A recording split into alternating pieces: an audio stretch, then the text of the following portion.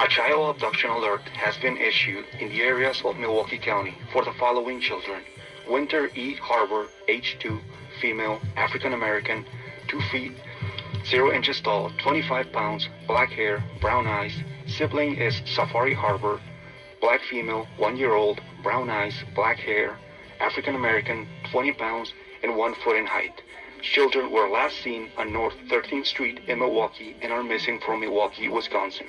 Law enforcement authorities believe the child may be in the company of Terrell A. Harbor, age 36, male, African American, 5 foot and 11 inches tall, 180 pounds, black hair, short beard, brown eyes. They may be traveling in a 2007 maroon Chevy Impala sedan with a Wisconsin license plate A. Adam H. Henry A. Adam 8816. If you have any information on the whereabouts of Winter or Safari Harbor, please contact the Milwaukee Police Department at 414-395-7401.